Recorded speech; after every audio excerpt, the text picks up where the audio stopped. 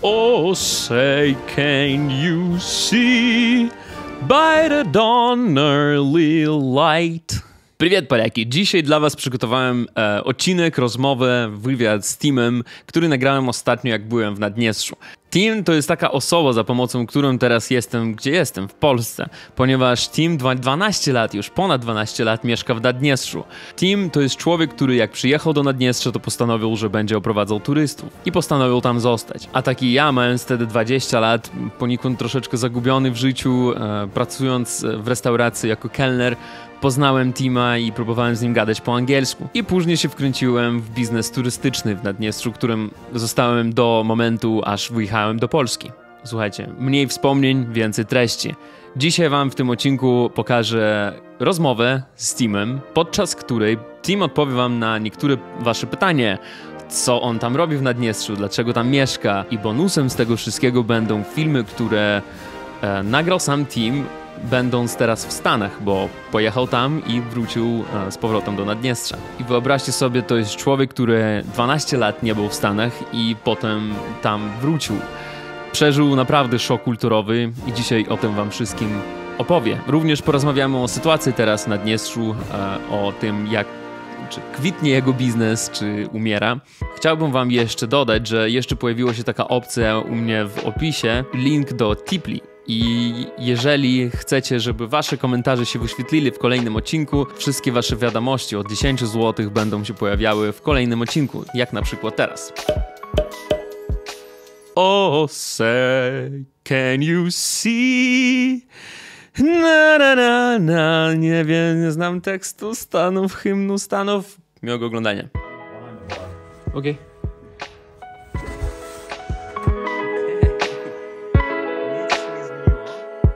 Nic się nie zmieniło. Nothing changed, right?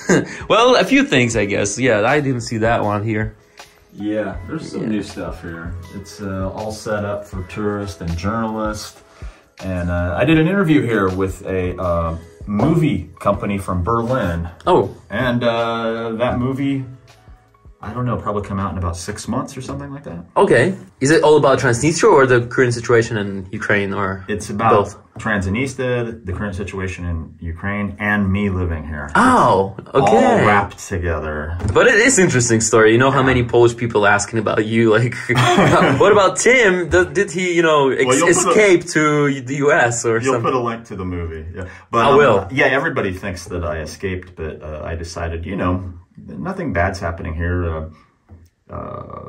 You know, there's Bulgarians, Romanians, Ukrainians, Moldovans, and lots of Russians all living here, and nobody is causing problems with each other. It's very peaceful, calm culture here. It's not like some of these other places where all the... That's what people think in the West now, like... when they ask me about, even being in Poland, when they ask me about you, they're like, oh, Tim is an American, and now with the situation, people in Transnistria get radicalized. And is it true, or have you noticed that people just, oh, an American, go away, you know, like, no, it's been, in 15 years here, I've never had anybody say a bad word to me. I know it's hard to believe. Right. It's been the opposite. When they find out who I am, they invite me to their parties. Exactly. Yeah. And they don't say a bad word. Really. I mean, yeah, of course they like Trump more than they like Biden. Yeah. But that's kind of not really political. It's more like they saw him as somebody as a strong leader. Yeah, exactly. Yeah. And nah. I can't think of a time ever. I mean, yeah, once in a while, some drunk guys walk up to you on the street, and tourists will think, "Oh my God, they want to fight or something." They don't want to fight. They want to hug you and drink with you. Yes.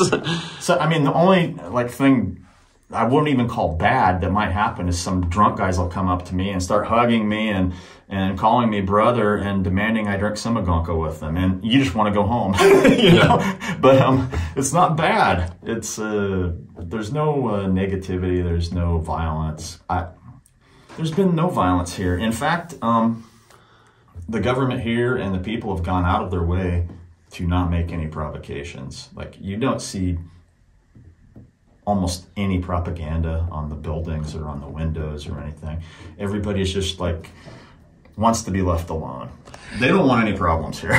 You know what I noticed as soon as I crossed the Naddniestrza, I thought, oh, there are going to be more Russian flags hanging on the streets, but there's less now. Yeah. And I thought, oh, everybody, you know, when I go to cafeteria somewhere in the morning, I thought, oh, everybody's now talking about the war, the whole situation. Nobody, even not young people, they just kind of, they ignore the subject and they like, thanks God, and even in the news, in the Transnistrian news, nothing is about the war. It's all about, you know, refugees and something like that, but nothing about war. So that's because when it comes down to it, I mean, it's very easy for people to sit on their couch in Iowa or Paris, Warsaw, or even Moscow, or Warsaw. It's very easy to sit on your couch with a pizza and a beer and cheerlead for one flag or the other or whatever.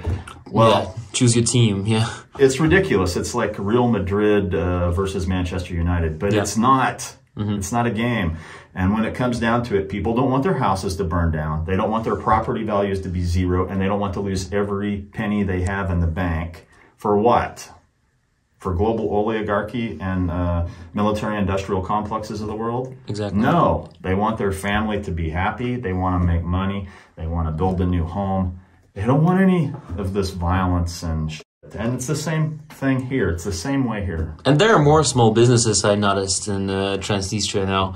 It's like even Balka changed a lot, and you have more of the small shops and stuff like that. So they made it kind of easier, right? Right now, small business is flourishing, and one of the reasons is because money comes.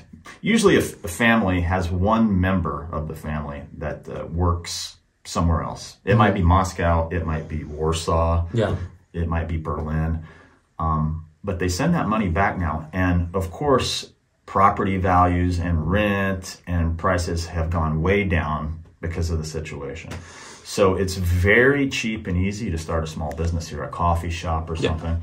And lots of these families are starting their own business now because it's not really difficult or expensive to do it here. To do it, what about the real estate prices now? Is it cheaper? Much cheaper. It's cheaper than it used to be. Okay. I thought the prices went up. Actually, no.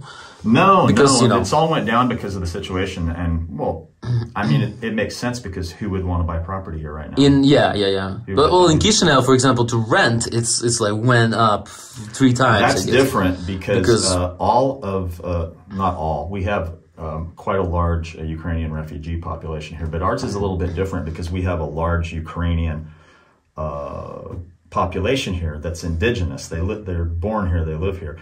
And a lot of their family members were going to the university or working in Odessa, and now they've all came home. You know, I think something like 10,000. So we got a big increase in Ukrainian population, and they're welcome here. I can see a lot of Odessa plates and cars, and nobody pays attention. It's like they even speak the same accent, to be honest. They've been part of the culture since birth, so why would anybody have a problem with them?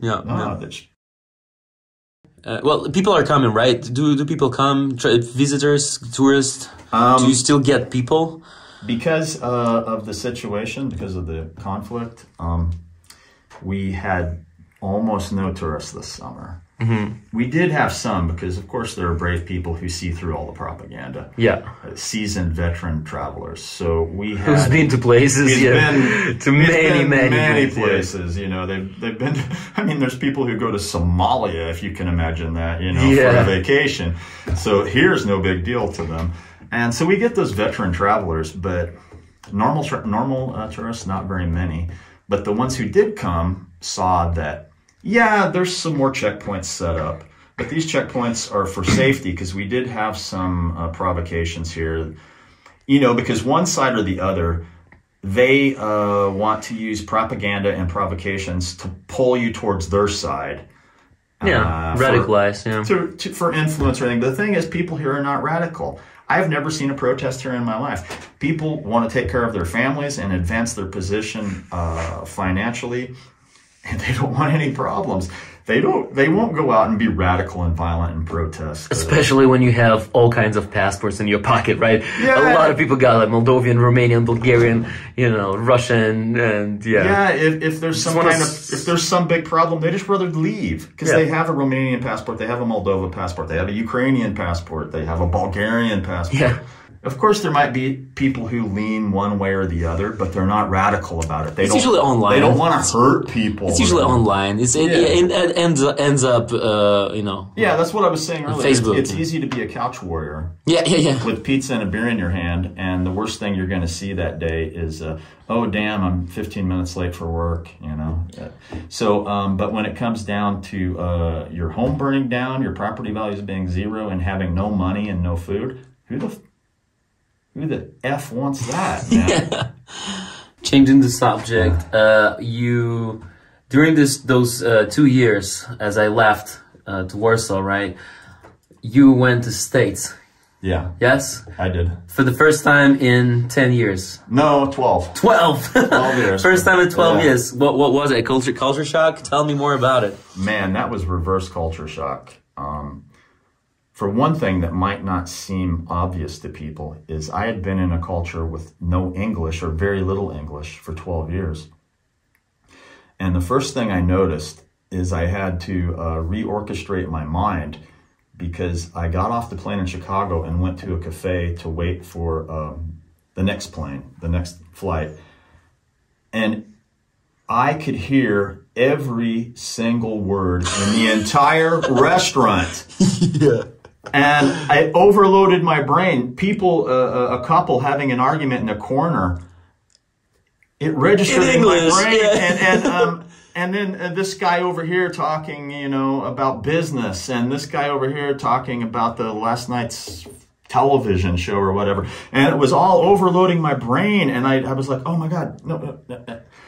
Yeah, because it's way easier, you know, in Russian speaking, because you turn off, you're like, not the first language, right? You just turn it off, and you can just turn it off, and it's like background music. Exactly, yes. But when everything registers in your brain, I tried to have a conversation with the guy at the restaurant. He, fellow traveler, he sat down with me, and I could not follow his conversation because I was listening to the couple having an argument in the corner. Attention deficit kind of, yeah. Yeah, so it took me a good month to stop registering everybody's conversation and to concentrate.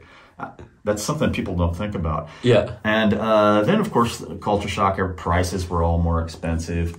And the biggest culture shock is almost no public transportation. In Europe, a few dollars you can get on a tram, a bus, a subway, Wizz Air.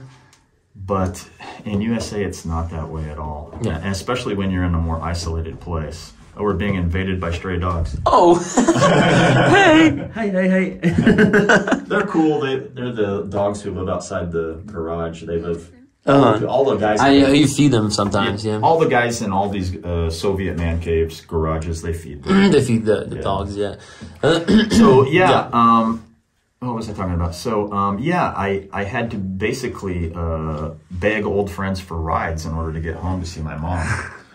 So, and when I got home, I mean, it's okay. At first, it's really cool to have McDonald's and Burger King and Walmart. The coolest thing about being home, I would say, is having these giant shops with everything in them, all in one shop. Yeah. Like if you want a car tire or a donut, everything is or in Jack Daniels, it's all there. Yeah. You don't have to leave the shop, you know, and use your card and out, you know. And that was cool, but the negative aspect is the social culture is so dead. Like when I go out in Europe, you go to any city center. You mean in the evening? It's totally full. Walking streets, pubs, people communicating, lots of social activity every evening. Even here in Tiraspol. Yeah.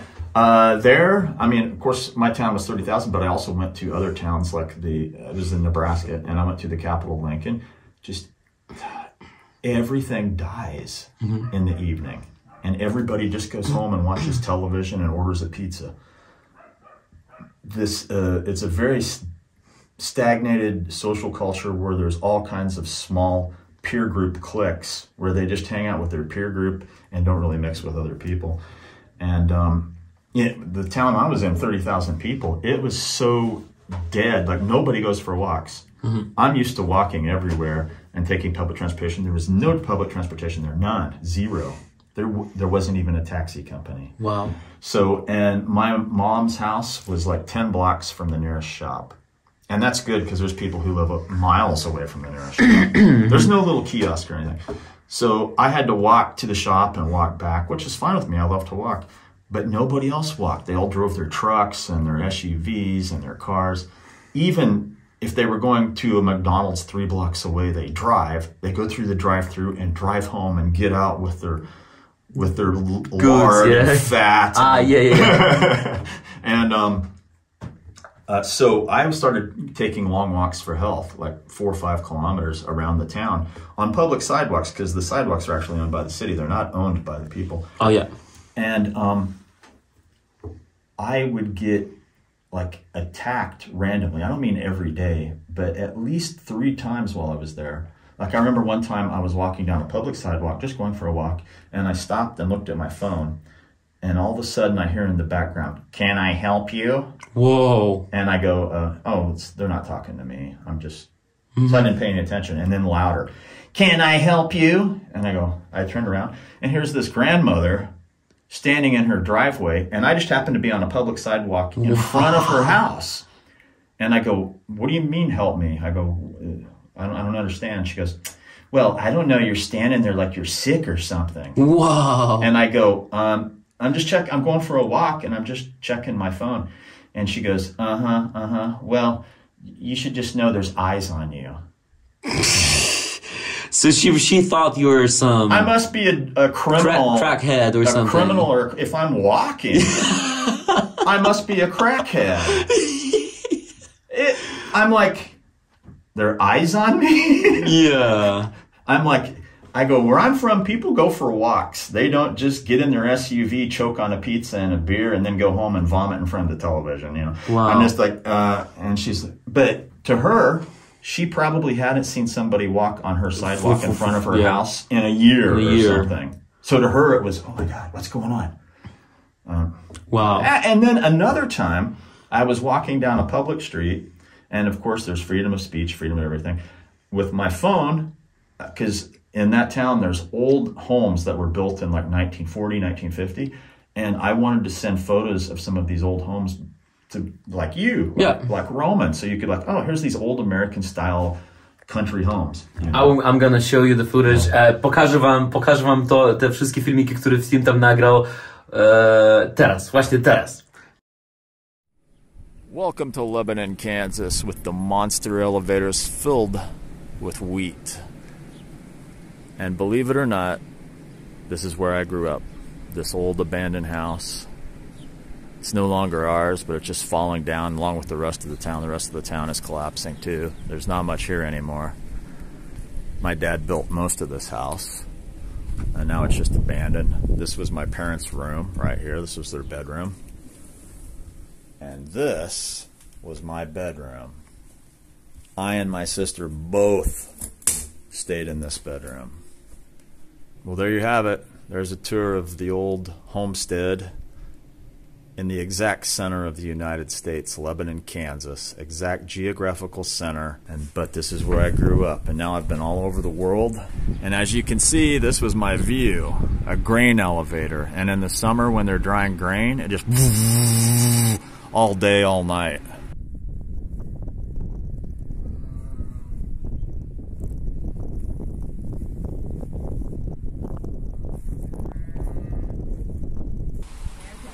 Wow, there's actually traffic today.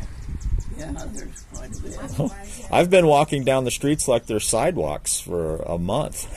Otherwise, they aren't walking today. It's nice and This car I drove when I was a kid. Like, we're talking like 25 years ago in the 90s when I was driving this old piece of shit. Let's see if I can still do it. Here we go. No license. America driving.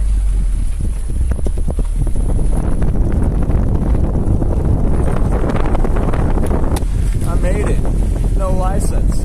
Driving in the middle of America. From the Wild West to the Wild East. I kontynuujemy wywiad. Yeah, I sent Roman lots of video from that time period in my life because it was boring as hell. So communication with Roman was good. I couldn't have high-level intellectual conversations with anybody there. Really? No. I mean, of course, maybe there's a few people because there was a college there, but I didn't know anybody at that college, you know. So mostly it was mundane conversation about like, I had pancakes for breakfast today. Yeah. Oh, my car stereo, I just got a new one. It really blasts. Want to hear it? Blah, blah, blah, blah. Very just daily mundane stuff. Kind of like restful conversations. I'm not going to have a conversation about physics or, don't have a conversation about politics because I would go straight into the gutter like a rocket. Always. Yeah, because whatever's on CNN or Fox News or whatever, that is the truth. Yeah. And it doesn't matter that I spent years in Poland. Yeah. And they've never left Nebraska. They know more about Poland than I do, 100%. Yeah. So you just learn to leave all these subjects alone, which is kind of depressing because you have to trap yourself in your own mind. But you can't spit it out, right? Like because it's gonna you start to think of something you want to say, and then you go, no, they'll just attack me for that, even though it's a fact. It's not my opinion. You know. Oh yeah, I even met them in Warsaw because some of the people says, oh well, you think this way because you're from Eastern Europe, right? Yeah, oh man, you know. Yeah. To these type of people, your opinion is not just a conversation. It's a personal offense to them. To them, yeah. And so they take it personally, with anger. And I don't want to deal with it. Exactly, yeah. Better not. Better be smarter than that. It's like trying to herd monkeys into a zoo. I don't want to be at the zoo, and I don't want to be with the monkeys. Exactly. So, see you later. So anyway, this one time I'm walking, and I took video and photos, which he'll show you later. And this real crackhead. I mean, like this guy with his hat on backwards, missing like 4 teeth, and tattoos of, satanic tattoos on his arms and shit. And it comes out there, he can't speak English properly. Hey boy, what are you doing there? Taking photos and blah, blah, who the hell do you think you are? I'm like, what are you talking about? It's a public street, and I'm just taking photos because I live in Europe, and I want my friends to see photos of the architecture here.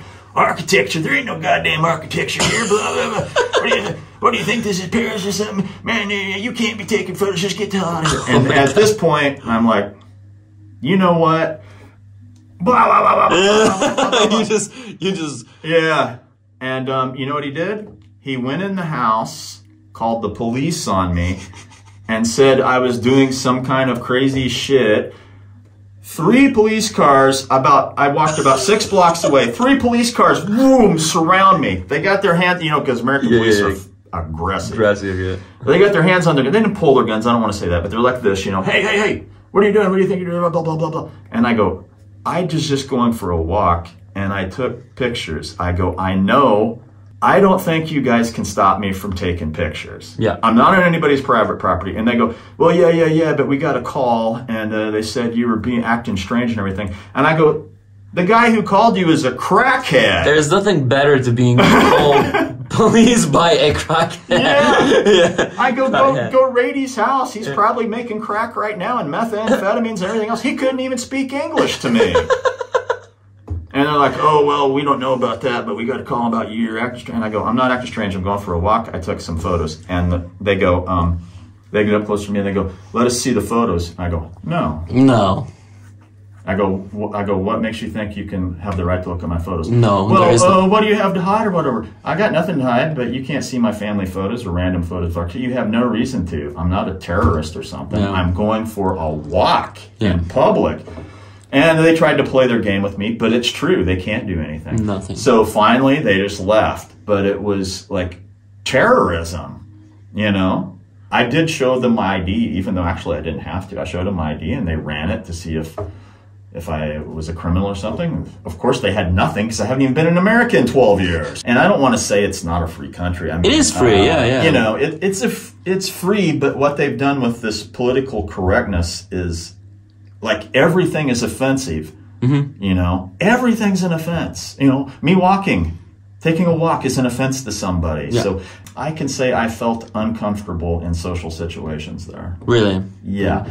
Not with everybody, of course. I don't want to make it sound like everybody's like this, There's a certain percent of the population that are, and they're being pushed farther that way by more and more and more. I mean, laws are passed on top of laws, on top of laws, on top of laws, you know, hate speech, whatever. And it's kind of making people falsely angry, I could say, because online, they get online and they get their blood pressure all high and start arguing with people about left or right-wing politics. And the only thing they're changing in life, in their personal life, is their blood pressure and health.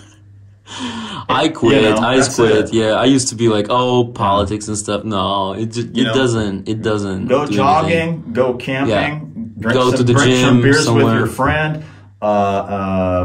Build a new home. These are positive things that you contribute to your own life and your own family and your own friends. Arguing with strangers online only ruins your health and doesn't change a damn thing. And this is what a lot of these people have gotten into. So they're like constantly angry. Not because of their own personal surroundings or their own personal sphere of influence, but because of what they're subjected to. They're really angry about what's happening in Brazil right now. Something like this. Yeah. And it's just ridiculous. And I'm tired of it. And I was really glad to get back to Europe and have some logical conversations about all subjects without people getting angry with me. Yeah. Because my opinion here is just considered just an conversation. An opinion. It's just conversation, part of the conversation. So you weren't planning on staying there, you know, like, enough of Transnistria, go back to US and that's it. Yeah, no, nothing like that. No, Yeah. I mean, there's good things about the U.S. Of course. I mean, I'm not against the U.S. Yeah. That's a good point you're making now because some of the Polish people say, oh, he's probably pro-Russian or something. You know, no, that's why he's in Transnistria. I don't wave anybody's flag. Exactly. A lot of flag wavers take patriotism as if, like I was saying earlier, as if it's Real Madrid versus Manchester United, but it's not. My rant's over. You still making tours, right? In Transnistria? Oh yeah. How people can find you? MarsHostel.com. Email terespelhostel@gmail.com and MarsHostel.com. Tim Terespel on all social media. Tim Terespel. That's easy. Tell him to not be afraid to come to Transnistria because it's. Don't be afraid because here's what you're going to get in Transnistria. Oh, be afraid then. You're going to get free Volk vodka at my pub. Okay. And on all the tours. And if giant movie corporations from Berlin can come here, party with me and have a good time and have no problems, you can too. Tak samo jak powiedzieli ludzie z Holandii przedwczoraj, że oni jak już wyjeżdżali, oni tak nie chcieli wyjeżdżać. My last question to you, when the next time you go visit Poland? As soon as possible, because I love Poland. Right. And I love Roman. Yeah! O, kocham ten flaga amerykańska, naddniestrzańska, rosyjska i jeszcze Lenin. No właśnie wygląda tak to miejsce. Fajnie w ogóle. Nawet zobaczcie, tutaj mamy router. Tutaj możecie zobaczyć Tima podczas jego młodości. I think 27. My age now. Your age, exactly. That's James Garner, old American movie star. The short guy in the cowboy hat and gun there, to your right. That is Alexis Cruz from the movie Stargate. I know everybody loves Stargate, the movie. That's Alexis Cruz from the first movie Stargate. All this damn vodka. That's a Hollywood face. Oh my. Gee. And that's Sissy Spacek on the left. A lot of people would know that actress too. That's Sissy Spacek.